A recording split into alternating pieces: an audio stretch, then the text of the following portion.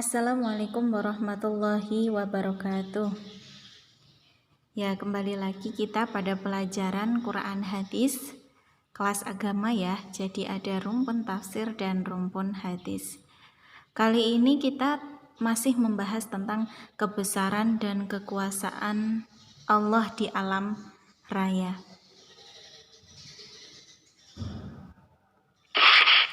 Kita masuk pada ayat yang pertama, yakni surat Yasin ayat 38 sampai 40. Mari kita baca bersama. A'udzu billahi minasyaitonir rajim. Bismillahirrahmanirrahim. Wasyamsu tajri limustaqarril laha, dzalika taqdirul azizil alim. والقمر قدرناه منازل حتى عاد كالعرجون القديم لا الشمس ينبغي لها أن تدرك القمر ولا الليل سابق النهار وكل في فلك يسبحون صدق الله العظيم.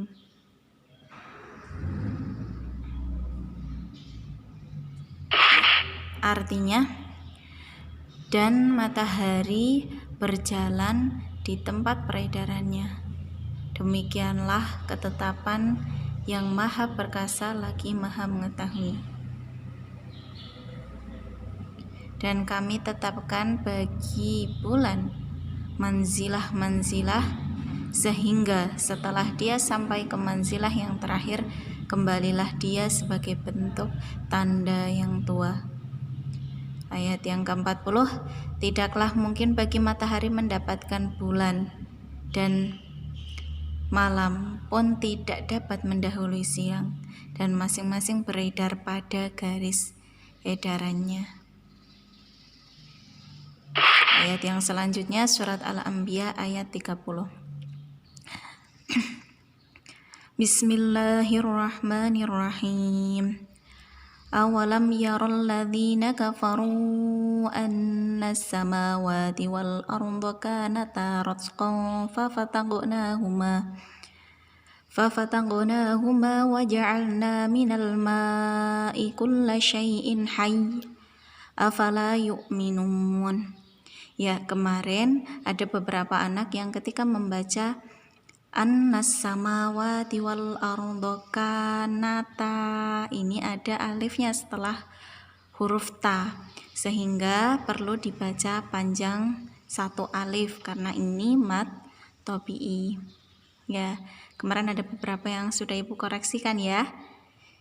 Ya, kita lanjut pada artinya. Dan apakah orang-orang yang kafir tidak mengetahui bahwasannya langit dan bumi itu keduanya dahulu adalah satu yang padu. Kemudian kami pisahkan antara keduanya, dan dari air kami jadikan segala sesuatu yang hidup. Maka mengapa mereka Mengapa mereka tidak beriman? Ya. Awalam yarol ladzina, yaro itu melihat, anna samawati itu langit, wal ardo dan bumi, kanata ratqan dulunya terpadu, fafataqnahuma kemudian Allah memisahkan di antara keduanya, wa ja'alna minal ma'i kulla syai'in hayy, dan kemudian kami menjadikan dari air sesuatu dapat hidup. Ini ada hubungannya dengan surat yang kemarin An-Nahl, bagaimana Allah menurunkan hujan kemudian menghidupkan bumi yang mati. Di antara kedua surat ini lagi berbicara tentang kebesaran dan kekuasaan Allah. Wujudnya adalah langit dan bumi, dimana tadi pada surat Yasin tata surya itu yang berbicara tentang tata surya, dimana apa yang ada di dalam tata surya itu sudah mempunyai peredarannya masing-masing, sudah mempunyai aturan dalam beredar masing-masing, sehingga mereka bisa berputar atau beredar sesuai dengan edarannya masing-masing. Bagaimana jika Allah tidak mengaturnya sedemikian rupa, maka akan terjadi bencana yang sangat besar, dan itu nanti akan terjadi pada hari kiamat. Ya, kandungan dari kedua surat, beberapa ayat dari kedua surat tersebut. Pada surat Yasin, Allah menggambarkan kekuasaannya melalui rekayasa terhadap peredaran matahari yang tetap pada satu pusat peredarannya. Kemudian dalam surat Anbiya dijelaskan pula rekayasa alam berupa penciptaan langit dan bumi yang semula terpadu kemudian dipisahkan. Ini ada hubungannya pula dengan kemarin surat Al-Isra ayat 12, di mana Allah menciptakan matahari dan bulan sesuai peredarannya serta bumi, sehingga kemudian ada siang dan malam.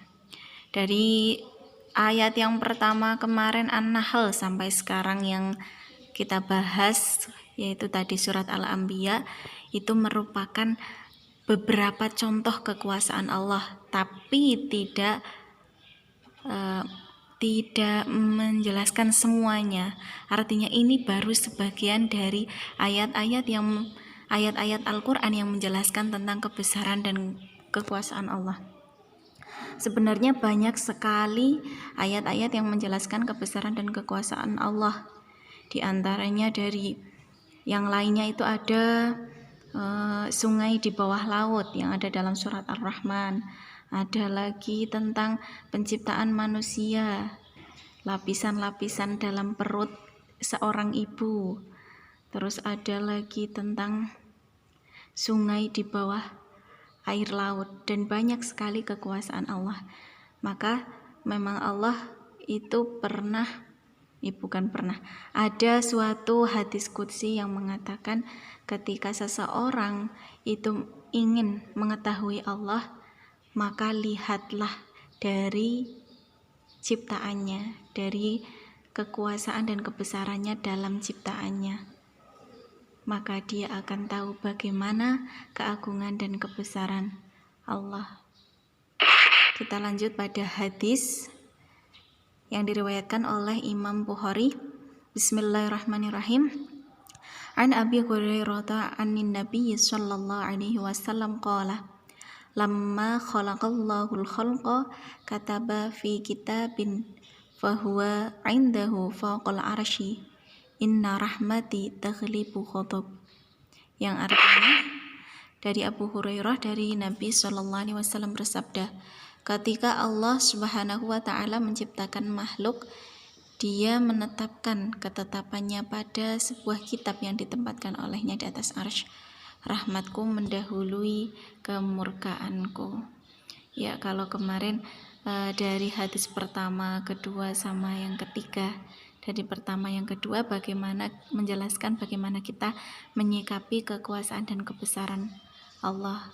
Kalau kita meyakini dan kemudian menambah keimanan kita, maka kita berarti memilih jalan ridhonya Allah. Tapi ketika kita mengingkari, maka kita mengikuti jalan kemurkaan Allah. Maka sesungguhnya rahmatnya Allah itu mendahului kemurkaan Allah. Ya, hikmah yang kita bisa ambil dari beberapa hadis dan ayat sebelumnya dan ayat yang kali ini kita bahas, setiap kejadian apapun itu adalah kuasa dan kehendak Allah yang diridhoinya. Kita untuk mengambil pelajaran atau ibrah dari hal tersebut. Untuk itu, selain mendidik pribadi yang mukmin, fenomena-fenomena ini juga mengajarkan kita untuk saling menyayangi kepada makhluk Allah. Sebab Islam menjadi tuntunan hidup yang menebar benih kasih sayang kepada siapa dan atau apapun. Kalaulah seorang mau mengamati bagaimana kekuasaan dan kebesaran Allah di alam raya ini, tentu semua itu akan semakin menambah rasa keimanan dan kekaguman kepada Allah. Sayangnya tidak semua orang demikian. Maka kita yang sekarang dianugerahi dengan keimanan kepada Allah, kita perlu sangat bersyukur kepadanya. Dengan apa? Di antaranya dengan semakin kita menambah kualitas ibadah kita kepadanya, kualitas bagaimana kita berhubungan dengannya, juga berhubungan dengan sesama manusia sesuai dengan aturannya. Banyak ilmuwan yang kemudian masuk Islam setelah menemukan jawaban dari penelitiannya. Ya, memang banyak sekali ilmuwan-ilmuwan yang melakukan penelitian. Ternyata dalam penelitian tersebut sudah dijelaskan oleh Al-Quran. Di antaranya tadi ada yang muminya jenazahnya Fir'aun itu sudah sebelumnya dijelaskan dalam Al-Quran. Ada lagi tentang air tawar yang mengalir di dalam lautan, itu juga sudah dijelaskan Al-Quran. Beberapa ulama yang menemui penelitian tersebut kemudian diberi hidayah oleh Allah, kemudian mereka masuk Islam. Maka sesungguhnya kenikmatan yang besar sekali adalah kita diberi keimanan kepada Allah. Ya, sekian penjelasan dari Ibu. Ibu harap kalian bisa menarik garis lurus dari ayat-ayat yang pertama surat An-Nahl sampai ayat yang terakhir, juga dari hadis yang pertama dulu sampai hadis yang sekarang tadi diriwayatkan oleh Imam Bukhari. Ya, sekian dari Ibu. Banyak kesalahan, mohon maaf. Wassalamualaikum warahmatullahi wabarakatuh.